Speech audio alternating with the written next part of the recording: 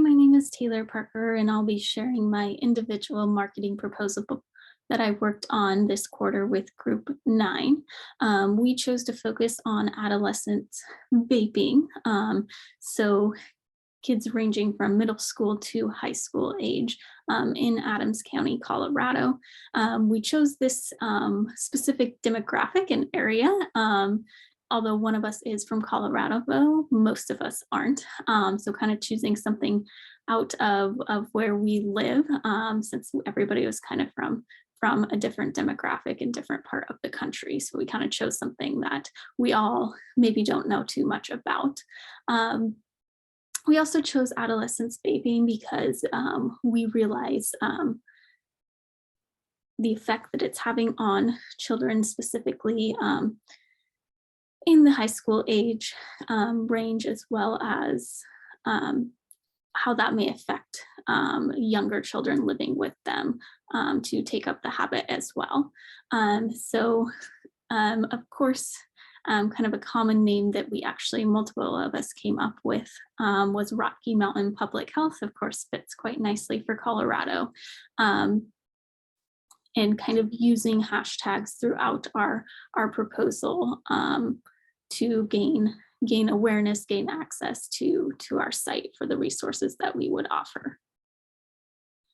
So first and foremost goes into a little bit of the background of what we're trying to do here. So focusing on providing resources for teens in Adams County, Colorado, who might be influenced by peers, marketing, social media, and just society in general to take up the habit of vaping.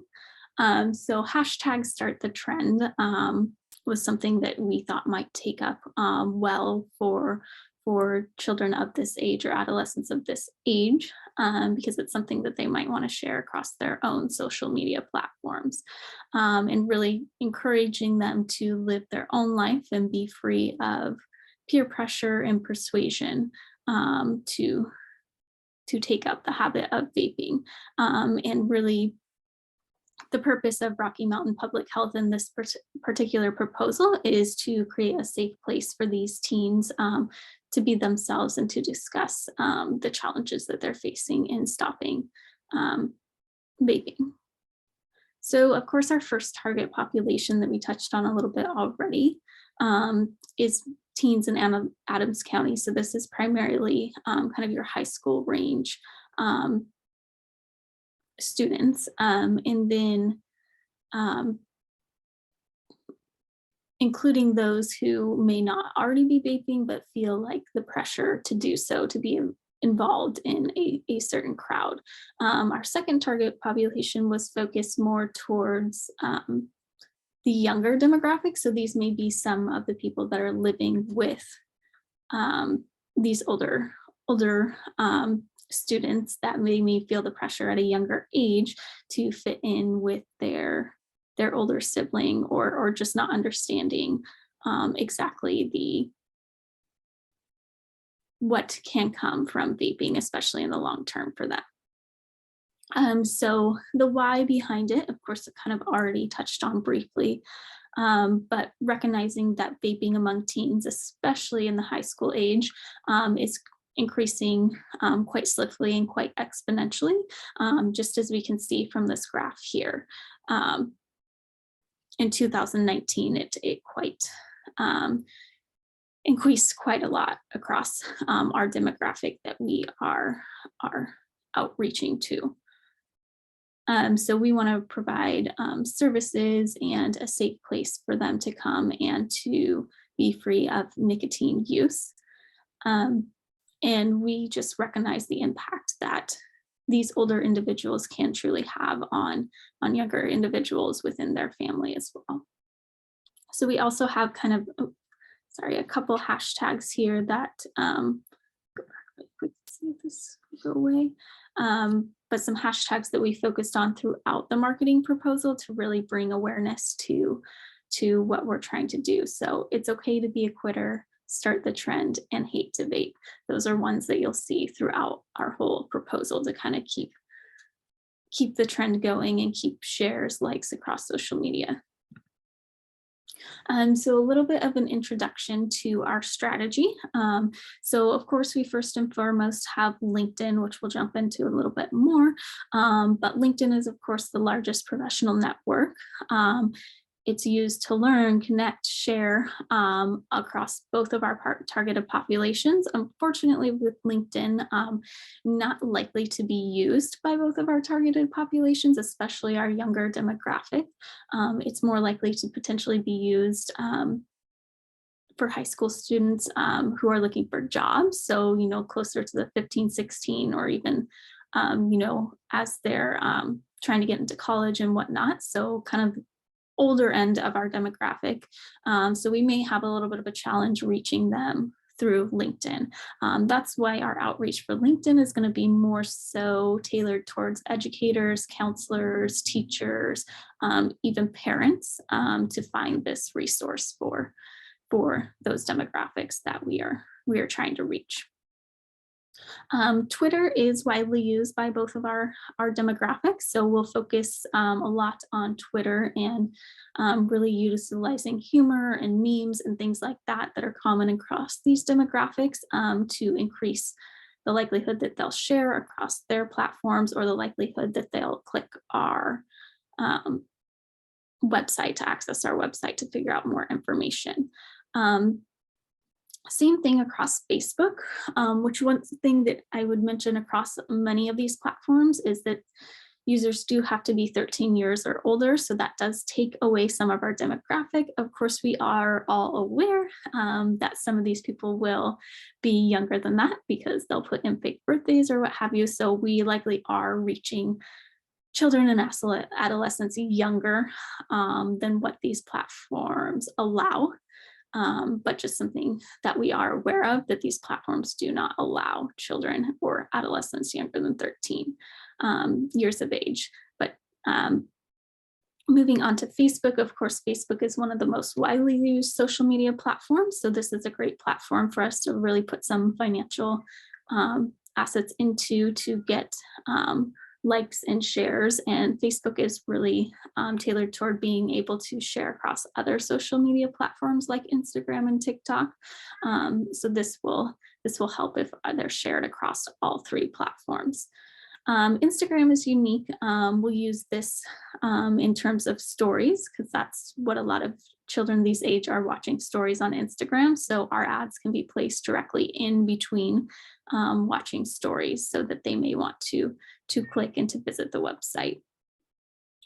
TikTok is a little bit newer to social media, but is widely used across both of these demographics. It's really trendy right now in terms of dances and common songs, things like that. If we're using these common things, it'll be more likely to show up in the demographic that we are trying to reach. And then lastly, YouTube was going to be more focused towards educators as well.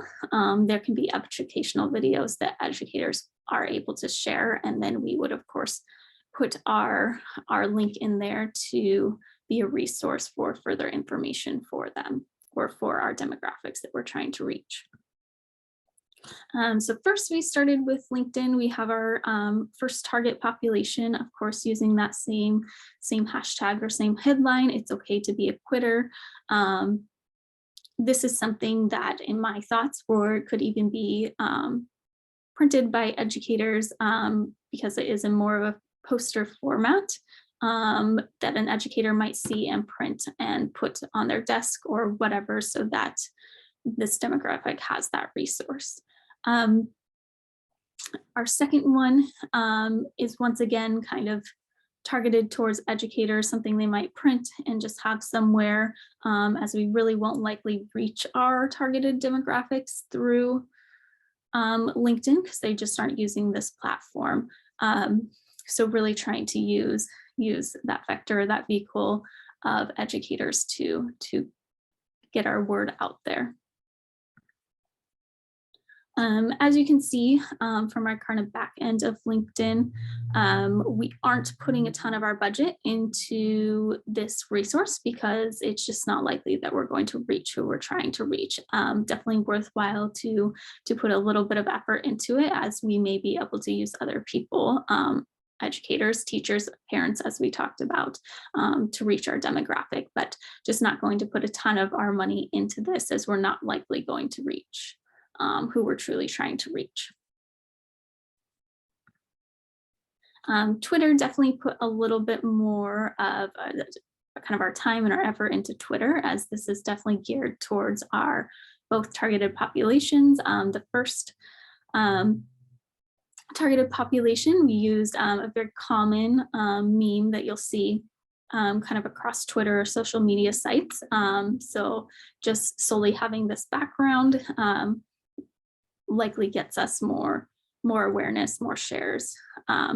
And then also our second targeted population, once again, having a very common GIF or meme that you will see across social media sites, that in hopes they'll like this, they'll be drawn towards this and want to share across, or even click to take a look at our website. Once again, our kind of goal through using Twitter is to gain awareness through retweeting, likes, and just clicks to our website so that they can find more information. Definitely spending a little bit more effort and financial asset on Twitter, as it'll likely reach both of our targeted populations.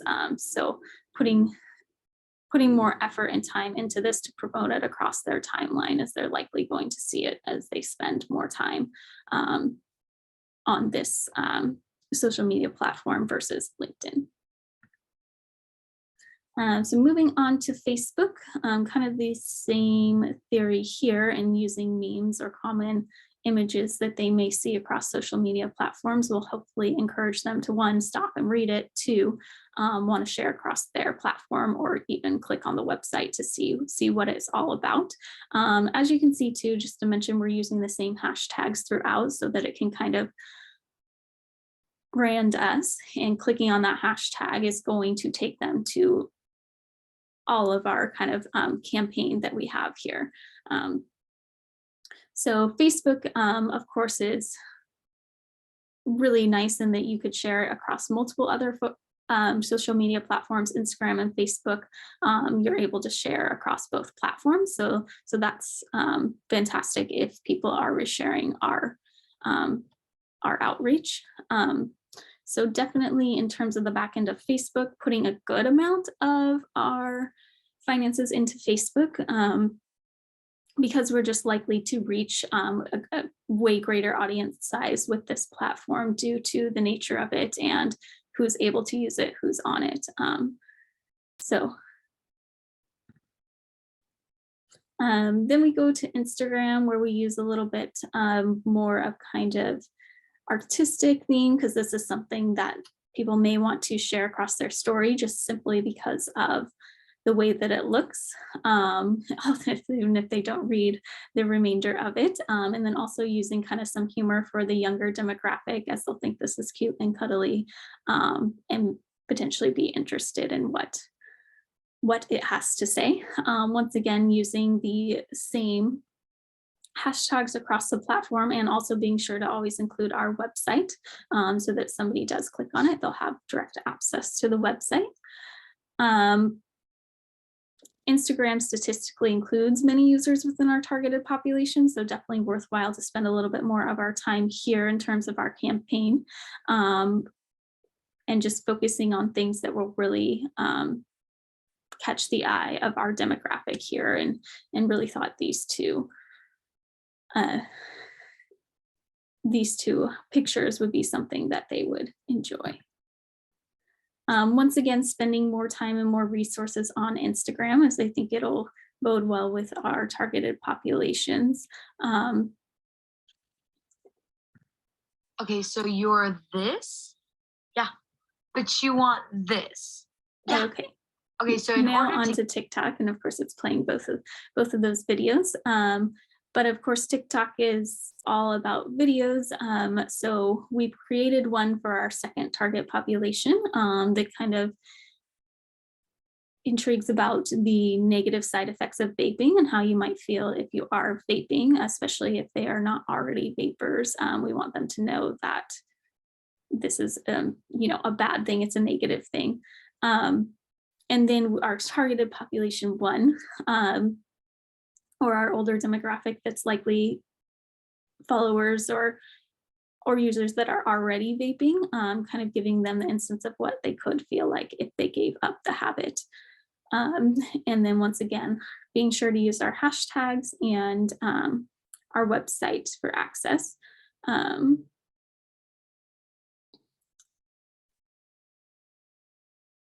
And just talking a little bit about a good portion of TikTok users, I think statistically I had 60% written down, are within the ages of 16 to 24. So over half of users on TikTok fall within our targeted demographics. So really worthwhile putting some more effort and time into TikTok, as it is just becoming more widely used, and we can use those things like common songs and common videos and whatnot to really reach our demographics, what songs they're listening to, what dances they're performing. That'll really help us reach them. So not putting all too much money into TikTok, as it is fairly cheap to put ads on there. And really we can use just our TikTok page as well to post throughout. So don't necessarily need to put as much money into it.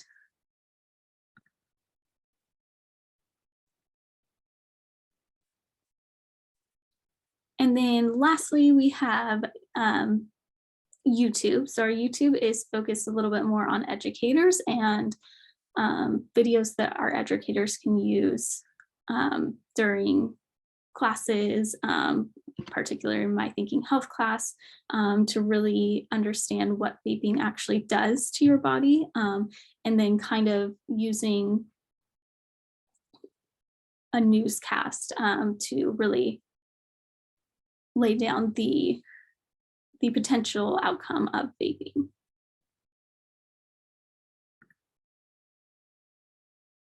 Definitely putting just a small portion of our finances into YouTube, as we aren't trying to use it in a way that we're using TikTok or Instagram or Facebook by posting ads. We're mostly using it for a resource for educators, and then they can share the resources that Rocky Mountain Public Health offers. This is just a summary of our campaign, kind of everything that we've already talked about. Vaping has frequently been seen as less harmful alternative to smoking, so really bringing awareness to the fact that vaping is just as bad as smoking, and that marketing is really tailored towards trendy kind of looking devices to vape, and